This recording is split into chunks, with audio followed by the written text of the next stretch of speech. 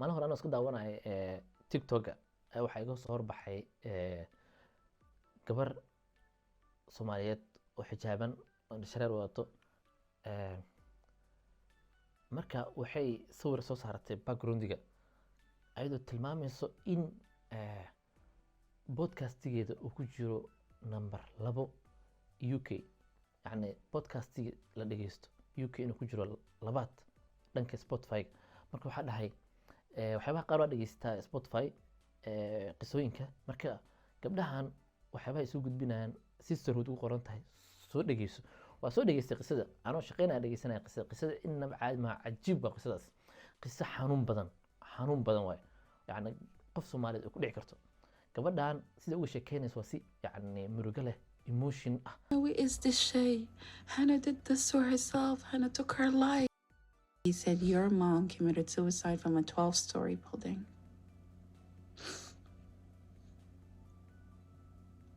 I said,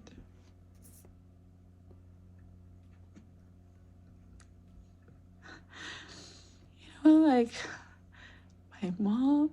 my mom, he said, yes, we need your signature. We need you to sign. We need to do surgeries. We don't have time for this. qisadana waxay yani waxaan dhihi karaa waxaa laga sameyn karaa film dhan laga sameyn karaa qisadaas.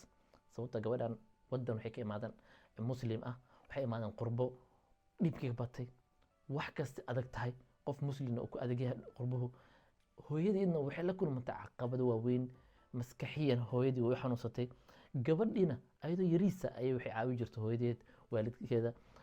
markii xogaa yar soo weynaatana waxay noqotay maamo, kabacdina waxay sii noqotay single maamo. markay sii noqotana maamadiina waxa wacayna caqabadihii ku sii adkaaday, noloshii ku sii adkaatay, heer waxay gaartay maamadii inay istisho. waa qisada cajiibka xanuunka. Because when we got to the stage of trying to help her, we told her, Hoyo, let's get help. Yeah. And she's like, no, I don't want to get help if I feel like I'm gonna lose you guys. We're all over 18. Yeah. You're not gonna lose anyone. Soomaalida markay maqlaan qofku yani wuu isdilay, waxa kaliya ay ku fekeraan waxa waaye qofkan ma ahayn qof fiican, qof diintiisa ku fiican ma ahayn, qof yani nolosha ka dhacsan u ahay. ma ku fekeraan qofka inuu maskaxiyan u jiran karo, asagoo yani qofkan diintiisana ku fiican, maskaxiyan u jiri karo, jismiyan inuu u jiri karo. ma ku fekeraan, waxay ku fekeraan qofkan waa qof waalan oo ahay, qofkan nolosha ka dhacsanay. marka sababtaas isku dilay, qof xun ayuu ahay.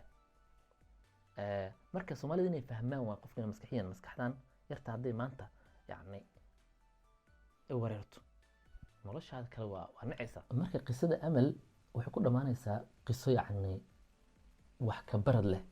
gabadhaas hadda waxay ka baratay qisada hooyadeed ku dhacday, kabacdina waxay u gashay jaamacadaha ugu fiican Canada u gashay, Toronto. kadibna waxay noqotay gabar dadka ka caawisa maskaxiyan, mental health ku takhasusay ayay noqotay.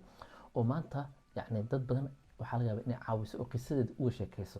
marka podcastigan dadka Soomaalida waxyaabo badan ayuu ka anfacaa. soo dhageysta, kabacdina falanqeeya oo yani waxaa kasoo fahanteen waxyaabo badan nolosha waa ka bedelaysaa. waxaa laga yaabaa qof ku dhow maraya xaaladda gabadhaas hooyadeed ay maraysay. marka adiga saa u caawin lahayd iyo sida qofkaas yani waxyaabo badan aad uga hortegi lahayd ayay ka anfacaya podcastigan. marka podcast soo dhageysta.